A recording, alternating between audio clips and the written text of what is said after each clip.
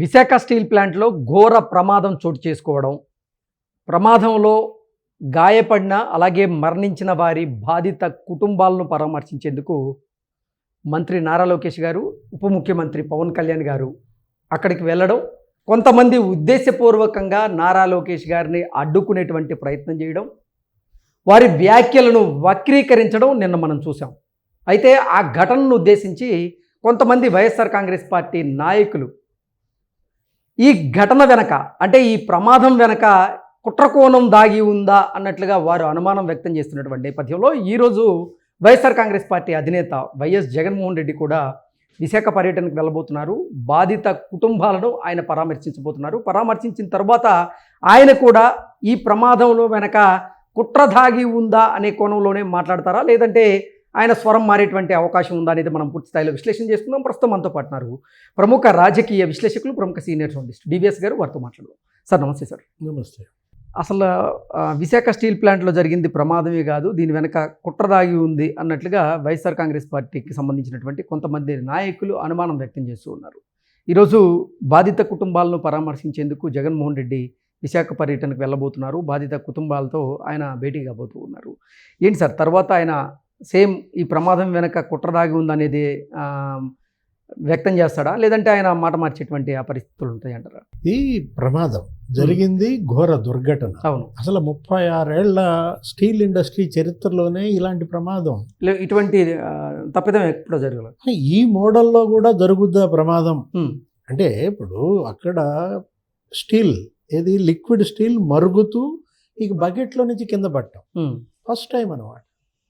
అంటే అక్కడ ఏదో ఆర్గాన్ గ్యాస్ ఏదో ఉందని, అది పైకి వెళ్ళిపోవాల్సిన గ్యాస్ కింద హాట్ మెటల్తో చేరి అది పొంగిందని, కక్కిందని మరి ఇది అప్రాథమిక రిపోర్ట్స్. ఇప్పుడు ఇవాళ కమిటీ వచ్చింది, 2 రోజుల కమిటీ అక్కడే ఉంటుంది, త్రిసభ్య కమిటీ. నిన్నే కేంద్ర మంత్రి వచ్చారు. అంటే ప్రమాదం జరిగిన 6 గంటల్లోనే కుమారస్వామి వచ్చారు. రాష్ట్ర మంత్రులు, డిప్యూటీ సీఎం, మంత్రి లోకేష్ హుటాహుటిన అక్కడికి వెళ్ళడం, క్షతగాత్రులకు అత్యున్నత వైద్య చికిత్స ఇవ్వడం, మృతుల కుటుంబాలని పరామర్శించడం, పరిహారం ప్రకటించడం యుద్ధ ప్రాతిపదికన. 24 గంటల్లోపే ఒక్కొక్కళ్ళ ఖాతాలో 25 లక్షలు తొలి విడత పడిపోయాయి. అవును. ఇక మలి విడత సహాయం ఇంకా ప్రకటించలేదు. ఇప్పుడు వీళ్ళు అనేది ఏంటి, ₹1 కోటి ఎందుకని ప్రకటించరు? ఎల్జీ పాలిమర్స్తో దీన్ని పోలుస్తారు. ఓకే. ఇప్పుడు జగన్మోహన్ రెడ్డి ఈరోజు పర్యటనలో కూడా నేను ఎల్జీ పాలిమర్స్తో ₹1 కోటి ఇప్పించాను, మీరెందుకు ఇప్పించరు? అది ప్రభుత్వం ఇవ్వలేదు, జగన్మోహన్ రెడ్డి ప్రభుత్వం ఇచ్చింది కాదు అది ₹1 కోటి కూడా. అసలు అది ఒక పెద్ద స్కామ్. ఓకే. ఏది ఎల్జీ పాలిమర్స్ నుంచి పెద్ద ఎత్తున వీళ్ళు ముడుపులు తీసుకున్నారని అప్పట్లో జగన్మోహన్ రెడ్డి ప్రభుత్వ పెద్దలు, అసలు యాక్చువల్గా వాళ్ళు అనౌన్స్ చేసింది ఎంత, 143 కోట్లు. ఎల్జీ పాలిమర్స్ మొత్తం ప్యాకేజీ 143 కోట్లకి జగన్ ప్రభుత్వం 30 కోట్లు తేలేకపోయింది. ఓకే. అందరికీ ₹1 కోటి కూడా అందలేదు. సూపర్ స్పెషాలిటీ హాస్పిటల్ పెడతామన్నారు, పెట్టారా ఇప్పటివరకు? ఇప్పుడు ఈ ప్రభుత్వం వచ్చిన తర్వాత ఈ 2 ఏళ్లలో ఎల్జీ పాలిమర్స్ దగ్గర వసూలు చేస్తుంది ఆ ప్రకటించిన ప్యాకేజ్. అంటే ఇప్పుడు జగన్మోహన్ రెడ్డి వాళ్ళు వచ్చి నేను ఎల్జీ పాలిమర్స్తో ఇప్పించాను అంటే ఏంటి నువ్వు ఇప్పించింది? 143 కోట్లలో 30 కోట్ల. నేను అంటోంది అదే. ఇవాళ బొత్స సత్యనారాయణ మీరే అన్నారు దీని వెనక కుట్ర కోణం ఉంది. ప్రమాదం జరిగింది, ఘోర ప్రమాదం. అయితే కుట్ర అంటే అతను అనేది ఏంటి, బొత్స సత్యనారాయణ, కన్నబాబు వీరిద్దరు కూడా అసలు ఈ ప్రమాదం మనకి కుట్ర కోణం ఉందన్నట్లుగా వారు అనుమానం వ్యక్తం చేస్తారు. వాళ్ళనే కుట్ర కోణం ఏంటి, ఇది ప్రైవేటీకరణ చేయాలనుకుంటున్నారు, ప్రైవేటీకరణ కుట్ర ఉంది, అందుకే ఈ ప్రమాదాన్ని సృష్టించారని. ఓకే. ఇది ప్రమాదం దానంతట అది జరిగిందా, సృష్టించిందా? ఎవరన్నా అసలు ఎలా మాట్లాడాలి? ఘోర దుర్ఘటన, 9 మంది చనిపోయారు, అనేక మంది ఇవాళ అసలు ఆసుపత్రిలో చికిత్స పొందుతున్నారు, 5గురి పరిస్థితి విషమంగా ఉంది. ఇట్లాంటి పరిస్థితుల్లో ఇప్పుడు ప్రైవేటీకరణ చేయాలనుకుంటే 5 నిమిషాలు ఎవరు అడ్డం పడతారు? 2 ఏళ్లలో ప్రైవేటీకరణ ఎందుకని చేయలేదు? మళ్ళీ ఇందులో ప్రైవేటీకరణ కుట్ర ఏంటి అని అడుగుతున్నా. ఇప్పుడు కార్మిక సంఘాలైనా నిన్న లోకేష్ను ఉద్దేశించి ఏమంటారు, ₹1 కోటి ప్రకటించండి, ₹1 కోటి ప్రకటించండి. కోటి కన్నా ఎక్కువ వస్తుంది. రెగ్యులర్ ఎంప్లాయీస్ చనిపోయినటువంటి వాళ్ళు, వాళ్ళకి ఎంత వస్తుంది? దగ్గర దగ్గర 2 కోట్లు వస్తుంది. కోటే ఇవ్వాలా? 2 కోట్లు ఇవ్వద్దా? అది కదా ఇవాళ అక్కడ లోకేష్ ఇప్పుడు ఆయన ఒకటే మాట అన్నాడు. ఏమని? గొడవ పెట్టుకుందామనికి వచ్చారా? గొడవ పెట్టుకుందామని వస్తే మీకు దండం అన్నాడు. తప్ప ఇప్పుడు ఇవాళ రాజకీయం చేయడానికి నేను రాలేదు. విశాఖ స్టీల్ ప్లాంట్ మేమే కాపాడాం, అది వాస్తవమే కదా.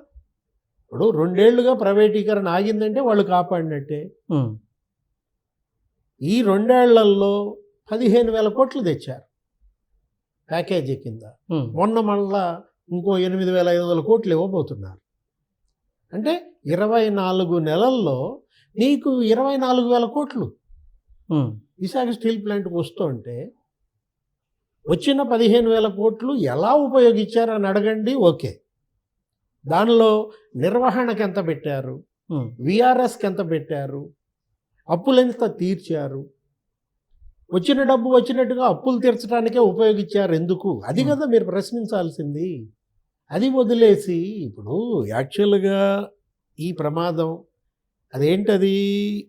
అది ఇన్ఫీరియర్ అల్యూమినియం సమపాళల్లో వాడారా లేదా?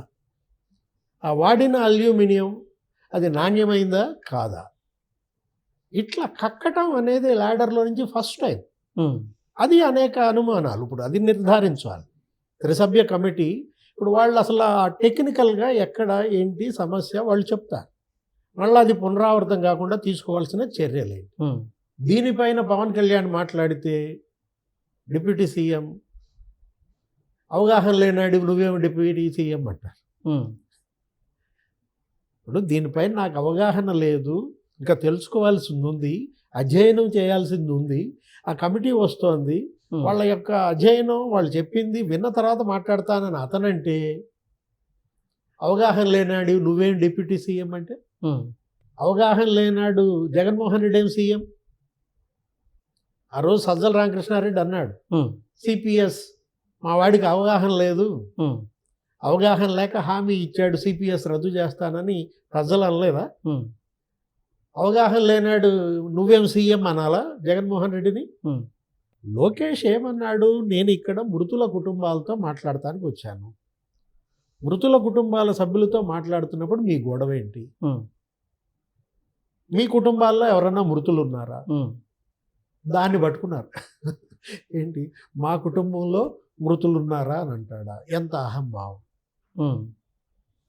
ఇతన్ని ఉద్దేశించేమో ఎంత అహంభావం, అతన్ని ఉద్దేశించేమో ఎంత అజ్ఞానం. ఇప్పుడు ఈరోజు జగన్మోహన్ రెడ్డి వచ్చి ఏమంటాడు? అసలు సీఎం ఎందుకు రాలేదు చంద్రబాబు?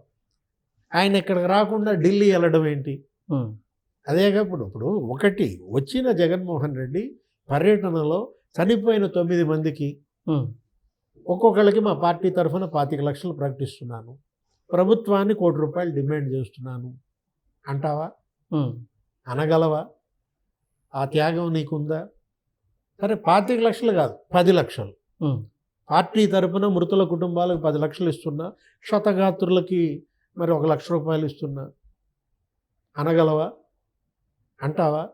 సరే అది కాదు, అసలు కనీసం ₹1,00,000 ప్రకటిస్తున్నా అని చెప్పి పార్టీ తరపున చేసే త్యాగం ఉందా? అది వదిలేసి ఈ శవాల మీద రాజకీయం చేయదు. ఇప్పటికే చెడ్డ పేరు. జగన్మోహన్ రెడ్డి రావాలంటే శవం లేవాలి అంటారు. ఇప్పుడు విశాఖపట్నం ఇప్పుడు ఈ శవాలు లేచినందుకే వస్తున్నావా? ఓకే, వాళ్ళు జగన్మోహన్ రెడ్డి వచ్చింది విషాదం, ట్రాజడీ. ఇక్కడ ఈ శవాలు, ఈ ఏడుపులు, ఈ పెడబొబ్బలు, ఇలాంటి వాతావరణంలో కూడా నువ్వు నవ్వటం అవసరమా? ఏంటి ఆ నవ్వులు? ఎక్కడ నవ్వాలి, ఎక్కడ నవ్వకూడదు, ఏది సీరియస్నెస్? ఆ మాత్రం ఇది లేకుండా 9 ఏళ్ళు, ఇప్పుడు ఇన్నేళ్ల నీ రాజకీయం, 5 ఏళ్ల నీ ముఖ్యమంత్రిత్వం, ఇక్కడికి వచ్చావు మాట్లాడావు, దీనికే పరిమితంగా విశాఖ స్టీల్ ప్లాంట్ గురించే మాట్లాడు. నువ్వేమన్నా దానికోసం కృషి చేస్తే చెప్పు. 33 మంది ఎంపీలు, నేను 15,000 కోట్లు తెచ్చానని చెప్పగలవా? నువ్వు 33 మంది ఎంపీలు ఉన్నా ₹1 33 పైసలు తెచ్చావా స్టీల్ ప్లాంట్కి? 1200 రోజులు స్టీల్ ప్లాంట్ కార్మికులు ధర్నా చేస్తుంటే కనీసం పలకరించాల. ఉమ్, పలకరించకపోగా వాళ్ళు ఎయిర్పోర్ట్కి వచ్చి ఆయన అడిగారు. వాళ్ళు ఎయిర్పోర్ట్కి ఆయన వచ్చి అడిగితే 7,000 ఎకరాలు ఉన్నాయి కదా, ఒక 4,000 ఎకరాలు అమ్మేద్దాం అన్నాడు. ఉమ్, అంటే 4,000 ఎకరాలు అమ్మేద్దాం అన్న ముఖ్యమంత్రి జగన్మోహన్ రెడ్డిని ఈ కార్మిక సంఘాలు నిలదీయాల, ఓకే. నోరు తెరవల. ఉమ్, ఇప్పుడు ఈ సిపిఎం, సిఐటియు, అరే మృతుల కుటుంబాలు పరామర్శించడానికి వచ్చిన లోకేష్ని వీళ్ళు బ్లేమ్ చేస్తున్నారు, టార్గెట్ చేస్తున్నారు. పవన్ కళ్యాణ్ అంటే అసలు వీళ్ళు అసలు కార్మిక సంఘాల ప్రతినిధులేనా, ఉమ్, కార్మికుల సంక్షేమం కోసం పనిచేసే వాళ్ళేనా? ఆ మాటే అన్నాడు పవన్ కళ్యాణ్. ఓకే. అంటే యథార్థవాది, లోక విరోధ. ఉమ్, ఒక్కొక్కడు 100 కోట్లు సంపాదించారంట. నిన్నెవరో డిబేట్లో చెబుతున్నారు. ఉమ్, ఈ కార్మిక సంఘాల ప్రతినిధులు నిన్న స్క్రీన్ మీద కనపడిన వాళ్ళంతా ఒక్కొక్కళ్ళు స్టీల్ ప్లాంట్ని అడ్డం పెట్టుకుని ఈ రాజకీయాలు చేసి, ఉమ్, ఈ రెచ్చగొట్టి, ఈ ఆందోళన చేసి ఒక్కొక్కడు వాళ్ళు 100 కోట్లు సంపాదించారంటే మీరా కార్మిక సంఘాల ప్రతినిధులు? నిజంగా మృతులకి వాళ్ళు ఎవరు న్యాయం చేస్తున్నారు? ఆ కుటుంబాలకు, ఉమ్, ఆ బిడ్డలకు చదువులు, భవిష్యత్ మేమే బాధ్యత వహిస్తామని లోకేష్, పవన్ కళ్యాణ్ అంటే ఇప్పుడు ఇక్కడికి వచ్చి జగన్మోహన్ రెడ్డి నీ హామీల సంగతి చెప్పు. ఉమ్, సూపర్ స్పెషాలిటీ హాస్పిటల్కి వెళ్ళి ఎల్జీ పాలిమర్స్ వాళ్ళు కట్టారా, అది సందర్శించు ముందు. ఓకే. ఎగ్గొట్టిన 133 కోట్ల సంగతి లెక్క చెప్పు. Okay sir, thank you so much. నమస్తే.